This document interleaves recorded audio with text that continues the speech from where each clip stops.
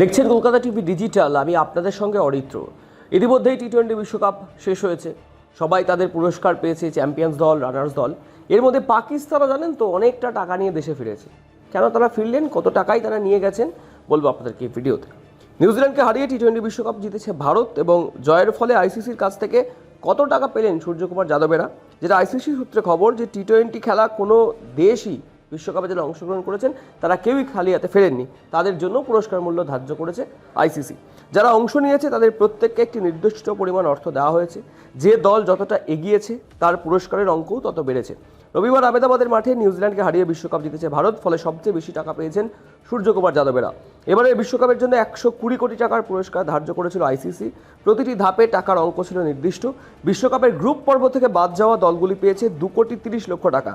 যে দলগুলি সুপার 8 পর্বে বাদ গিয়েছে তারা পেয়েছেন 3.5 কোটি টাকা, অর্থাৎ পাকিস্তান 3.5 কোটি টাকা নিয়ে দেশে ফিরেছে। বিশ্বকাপের সেমিফাইনাল থেকে বাদ পড়েছেন দক্ষিণ আফ্রিকা ও ইংল্যান্ড, তারা পেয়েছেন 7,24,00,000 টাকা।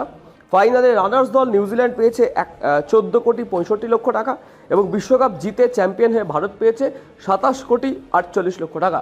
আইসিসির কাছে এই পরিমাণ টাকা পেয়েছেন সূর্যকুমার যাদবেরা। সাধারণত বিশ্বকাপ জিতলে ভারতীয় ক্রিকেট বোর্ড একটি পুরস্কার মূল্য ঘোষণা করে।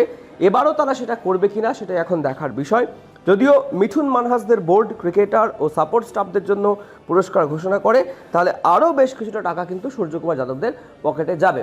অর্থাৎ পাকিস্তানের ক্ষেত্রে সেই একটা বিষয় হয়েই গেল যে তারা খেলতে এলেন, কিছু করলেন আর না করলেন, 3.5 কোটি টাকার কাছাকাছি নিয়ে তারা দেশে ফিরলেন। তার কারণ আইসিসি চেয়েছেন কাউকেই খালি হাতে না ফেরাতে বিশ্বকাপের এই মঞ্চ থেকে।